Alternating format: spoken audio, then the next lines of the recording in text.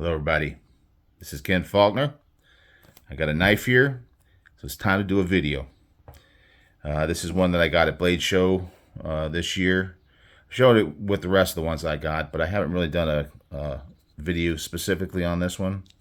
This is the Microtech Stitch, and it's one that for one thing, it's my first Microtech in my collection.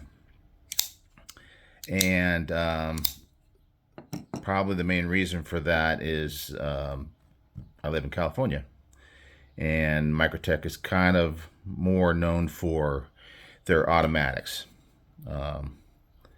So this knife used to be mostly an automatic version that I saw. I don't know all the history of it. I know that Borka Blades is a company that came out with a custom version, and then they came to Microtech with this production version. I thought, my understanding is that they've been more of an automatic knife, an out the side automatic. You push that button and that big old blade kind of snaps out real hard, like Microtechs tend to do. But now, recently, Microtech has gone to this new lock here, and it looks a lot like a crossbar lock because it does have this bar that you're going to pull back, and you can do that kind of thing that you do with an axis lock. But it's a little different. Looking at it from this side, there's a spring that holds the slide rather than having that Omega spring that you have from the original axis lock from Benchmade. This one's got the spring in the back, and it's a little bit more like a shark lock in that way. Now, you can't really access it here. It's got some jimping, but I don't know why it's there. You really can't do anything from the top. You really have to do it from the side. But because of that spring, it's kind of like a mix between those two types of locks. It works pretty well. The one downside I see with it is that, like the axis lock, like button locks for the most part, you don't really have a true detent, and therefore it doesn't have that pop when you go to swing it open. That force you have to put on it before it starts to move. It does hold in the blade pretty well. It kind of pops out a little bit when I shake it, but it doesn't open. So the spring is holding it in. So I don't see a big problem with that, although it's not as strong as a detent holding it in, but it does suck it down into the handle. But when you do the deployment with the finger hole here, you really kind of need to give it a little bit of extra effort because you don't have that breaking loose that you get with a detent. Other than that, I think it's a very strong lock, like the shark lock. I'm not an expert on locks, but from what I understand, it's very strong. I don't really like doing the spine whacking, but it seems, to handle at least a small amount of that, no problem. So anyway, they've come up with this lock, and they have several knives out. There's 3 of them that I'm actually looking at. The MSI, I was kind of interested in that one. I haven't got one of those yet. The Amphibian, I think I'm going to be getting one of those coming up. And then there's this one. And in reality, this is the one that I've wanted for a long time. Seeing the automatic version, I love the shape. It's crazy, I admit it. It's wild. It's out there. Not necessarily a practical blade shape, but actually, when you come to grab a little cardboard and a box, it cuts. It really cuts. I don't know if it's just the blade geometry is good or it's just very sharp coming from the factory, but this thing just cuts. I mean, it surprised me really because of the fact that you don't have the advantage of a full flat. It's like maybe a little bit more than a half of the blade height is that flat. So, and it's not thin. It's not super thin. We're looking at It's not super thick either, but it's not super thin. So we're about an 1/8 of an inch blade stock. So it has this much distance to come up to that. Now, it may be a slight hollow. No, I think it is flat. Yeah, it feels like it's flat. But anyway, somehow they managed to get a good geometry or a good edge on this thing, and it cuts like crazy. So as far as practicality for cutting purposes or for gripping purposes, because the ergos on this are awesome, there's nothing wrong with it. But it is kind of crazy looking to the eye. If you're just into more just a basic looking knife, this might be a little bit much for you. But yeah, I think the lock works well. Like I said, I'm looking to get some more of these ram lock knives, and the grip on it is very nice. You know, Microtech. When you got a lot of the companies that are doing budget knives, they tend to do things with a little less attention to the little details. But you can see on this, the milling, I guess this is G10, right? Let me see, Microtech stitch.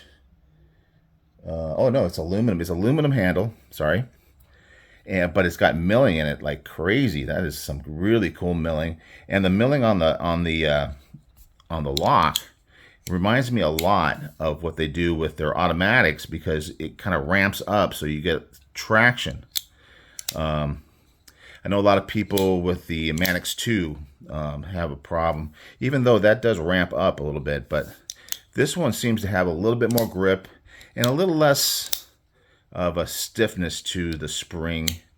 Like I say, it locks up really well, but it still is not so hard to actuate, where if you have issues with your hands, I don't know that you're going to have as much problem. Much more like a crossbar lock in that way. It's got billboarding on it, and you know, I kind of think about it. You know, when I was a kid growing up, there weren't many people with tattoos. Nowadays, it's pretty much everywhere. So it's almost like the knife has tattoos. I mentioned that before. So it doesn't really, I mean, it's definitely better than saying Microtech or something like that. It's got just these cool little images. Got the maker's mark from Borka Blades from the designer, and then the Microtech claw there. So I don't think that's too bad. They got Microtech on the clip. Is it upside down? Probably. Anyway, you've seen it before, I'm sure. I'm not able to focus too well on it, but you know what I'm talking about. But it's not too obvious. You can't. It's not like blaring. So I'm okay with that. And as far as the crazy looking design, in reality, for me, it's kind of something I'm into. You know, I think it's from, you know, when I first started getting into knives, it was because as a kid, I'm watching movies. You know, movies got me into martial arts with Bruce Lee. It got me into knives with Conan the Barbarian and all the movies with all the fantasy blades. You know, I was a Dungeons and Dragons kid and all that kind of stuff. So I do like some crazy looking knives. So I went through my collection. I like to go through it every once in a while. I want to do a video and try to find some knives with a similar theme. There's the Yojumbo, the big one, the Yojumbo. And, you know, some people will say that's ugly, but to me, that's very cool. I love that craziness. I'll back out a little bit here because I do have quite a few of these. This is one that I did get a blade show as well, the Plexus. And if you know Arcane Designs, I mean, they are all about the fantasy, the fun, grinds, and it's artwork. I mean, it's not like... You can get cheap knives that are wall hangers, and there's not a lot of effort put into it. It's just kind of crazy looking. But when you get into the details, like these, you see the grinds, the swedge on it, the grind down here. Everything is just well made. It's got that jimping on the finger choil. It's all very good. This one's very much designed to be a fighting knife, but it still has some fantasy look about it. What else do I got over here? Here's an Isham design. The Plexus is part Isham design. It was kind of collab. This is the Megatherium. It's another crazy looking knife, and even the handle, as Isham tends to be, has a kind of a wildness to it. So there's another one. Clearly, you're seeing a theme to my collection. Obviously, not all my knives are like this, but I do have quite a few. There's a Gavco design, and they're known for a little bit of craziness. The Artisan Great White. So you got that recurve. I mean, and a lot of these are functional as well. I mean, the recurve is a very functional, maybe a little hard to sharpen, but very functional cutting design. And then flat on the top, kind of a Tanto-ish. Swage on the back, giving you good penetration. And a couple from RS Knives. We got the Mini Paragon from Kaiser and the RS Chaos. And a couple of crazy ones from him. He's a custom maker, and his custom stuff definitely dwarfs these as far as the crazy wildness and the size too. This is the Mini Paragon because the regular Paragon is humongous. But anyway, I really like. And then my last one here, one of my new knives that I've obtained is the Evo 3.0. And it's another one that came from a custom maker and then was made as a production version. So, you know, this one may be a little bit more tame, but it's got that big old belly. The hollow on this is just insane. Thick stock. Clip is very cool. Swedge. So anyway, those are a few. I probably missed a few because I just went through my collection kind of quickly, but there's probably more in my collection. Certainly some of my old fixed blades I used to buy when I was a kid. Now those are I have some of those that are the cheaper ones. But anyway, start of the show. A couple of stats on it. We got the clip. Works really well. And it's your typical Microtech type clip with that kind of shape. I'm not sure what the benefit of this little hump here is. Maybe it gives a little bit more retention, a little area when it's thicker.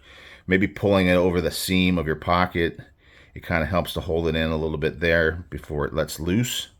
But it is reversible. There you go. I'm cutting myself with this sharp blade. That guy just barely touched me, and it's crazy. Anyhow, reversible, which is nice. Back spacer kind of gear. Very nice. It's got a lanyard loop, but it's nothing too crazy, nothing too obvious. You know, with all the other stuff going on with the knife, you don't really notice it as much. Let me wipe some blood off here. Jeez. I told you it was sharp, and I wasn't really doing that to prove it, but yeah. And then it's got that they do have the all full satin. This is the one they happen to have. I was kind of back and forth on which one I really wanted to get, but this black on the grinded or the bevel area, I think looks good. A little black in the hole here. Looks cool. And then it's satin out here on the flat.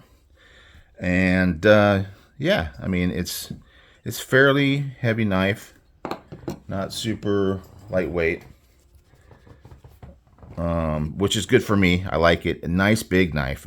Definitely, even without going up in the finger choil, you're getting a full grip on it. I definitely am. Good point on it. I like a knife that can cut and can puncture as well, because you know those are the two functions of a knife.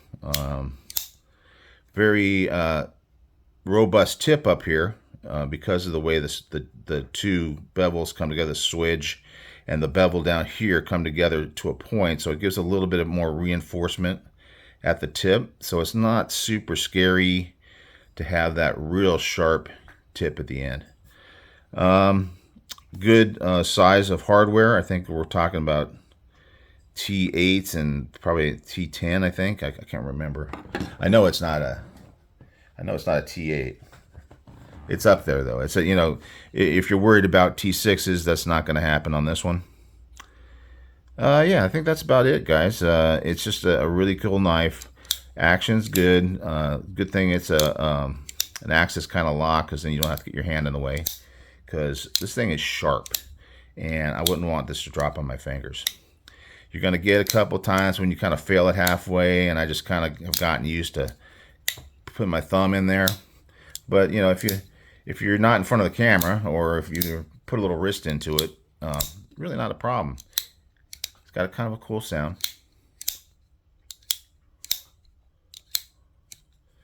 If you're into that kind of thing, which I am. So yeah, it's a great knife. I'm really happy with it. You know, I've always been kind of, I don't know what the word is, cheap in my life. I've never bought a brand new car. All my cars have been used. I've never really bought fancy clothes or much of anything, worth much of anything. And my girlfriend used to get on me about that until I started getting into knives. And she still kind of like encouraged me, and she still does to this day. I don't know if she's sorry now, but I'm actually starting to spend some money. I think all that being cheap all my life has kind of helped me to build up a little extra money, so I'm able to buy some of these nicer knives. Sometimes I still scare myself, but I do enjoy. It's hard to have regret on a knife like this, that especially one that I've been thinking about for a while. I've been wanting for a while. I finally got the opportunity. In the past, I was looking for these a couple years ago at Blade Show. I was looking, and they'd sold out. And it seems like Microtech, on some of the popular ones, especially the manual ones, I guess, didn't have a huge availability. They'd be sold out quite quickly. It seems like now with this ram lock, they seem to be more readily available, which I think is a great thing for me. Some people are really good at seeking out those knives and finding them, you know, wherever they find them. I'm just not that great at it. I like to be able to just go somewhere, see it's on sale, maybe shop a couple different sites for the best price, and then buy it. But trying to get on drops when they sell out in minutes and things like that, that's not my strong suit. But I still have a lot of great knives regardless of that. Super happy, not complaining, because I know some people are really great at that, and I'm happy for them. But I'm happy for me now that these are a little bit more available, and I could find them. I found it at Blade Show and was able to pick it up. And you know, hopefully, if you want to get one, you have the same opportunity. All right, guys, that's it for me. Microtech Stitch, really fun knife for me, and I'll be getting more of those, and you'll see those in the future. So you guys have a good one. I'll see you on the next one.